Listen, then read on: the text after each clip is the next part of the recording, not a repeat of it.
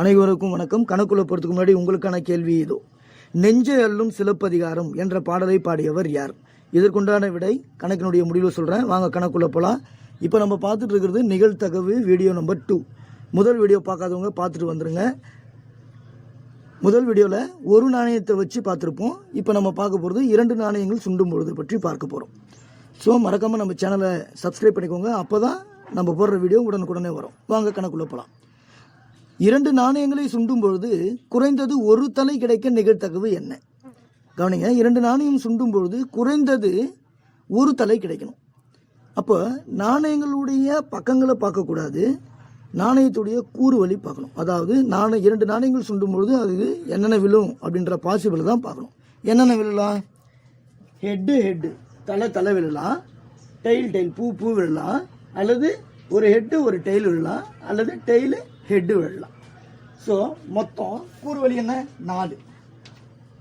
அதில் குறைந்தது ஒரு தலை, அவங்க ஒரு தலை மட்டும்னு கேட்கல, குறைஞ்சது ஒரு தலை வேணும்பா அப்படின்னு கேட்குறாங்க. அப்போ 2 நாணயங்கள் சுண்டும் பொழுது குறைந்தது ஒரு தலை எங்கெங்கெல்லாம் விழும்? இதில் விழுங்களா, அப்புறம் இங்கே ஒரு முறை விழுங்களா, அப்புறம் இங்கே ஒரு முறை விழுங்களா, அப்போ 3 முறை விழும். அப்போ 3/4 இஸ் த ஆன்சர். 2வது கணக்கு பாருங்க. 2 நாணயங்களை சுண்டும் பொழுது ஒரு தலை ஒரு பூ கிடைக்க நிகழ்தகவு என்ன? ஒரு தலை ஒரு பூ கிடைக்க நிகழ்தகவு என்ன அப்படின்னு கேட்குறாங்க.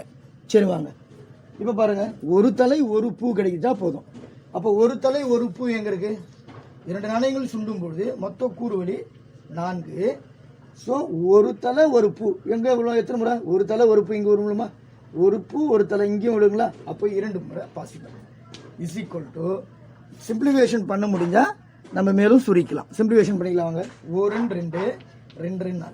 Answer is 1/2. அடுத்த வீடியோவில் 3 நாணயங்களை வச்சு பார்ப்போம். நன்றி, வணக்கம்.